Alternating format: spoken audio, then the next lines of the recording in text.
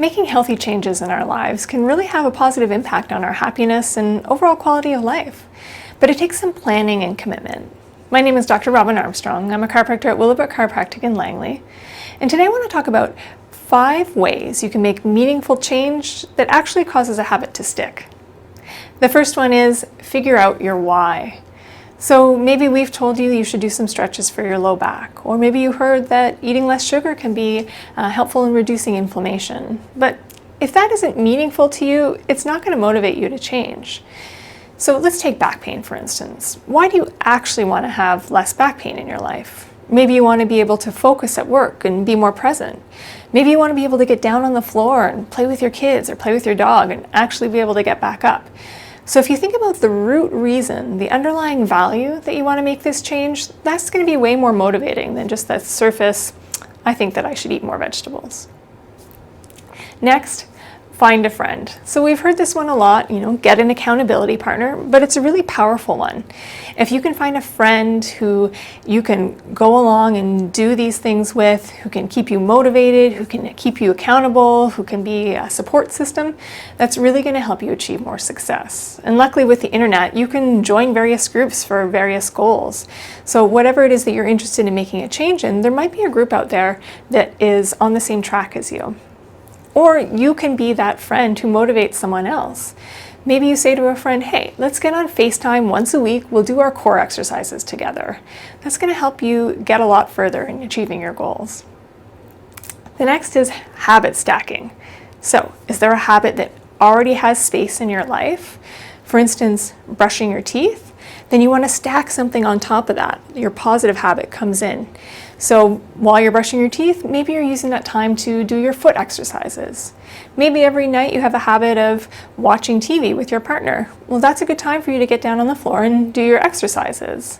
My favorite hack for habit stacking is when we're commuting or driving. You can strengthen your neck muscles by doing a bit of a chin retraction and pressing your head against the headrest. Or if your concern is more back pain, you can lift and contract your pelvic floor muscles. So we already know that we're driving, we're just adding in that other habit stacking. The next one is focus on adding in positive behaviors. So rather than thinking about, I should eat less junk food, I should sit less, think about, I'm going to pack vegetables for my snack tomorrow.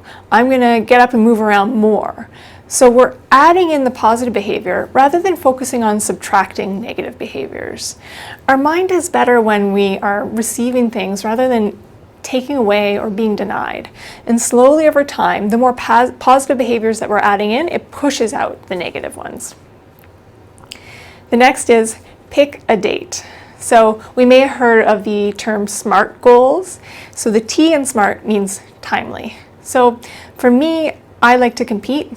I pick races just so I have a time-based goal. I know, okay, I have to train, I have to swim, I have to bike, I have to run by this date because otherwise I'm not going to be feeling so good. So you don't have to compete like me, but maybe there is a 30-day yoga challenge you could do, or there is another type of event that you and your friend could go to. You can even make up an event where you say, okay, on this day we're going to get together, we're going to celebrate the successes that we've had, we want to have achieved our goal by this time. So figuring out your why, making your goals values-based, finding a friend, a support person, and we can always be that support person for you. Please feel free to share your goals with us. Stacking your habits and focusing on adding in positives, and picking a date that you're going to achieve your goal by. All of these things can help you make lifestyle changes that actually become a habit in your life. If you have any questions about what I've talked about here today, my name is Dr. Armstrong. Feel free to ask myself or Dr. Jody Freedman. We're always happy to help.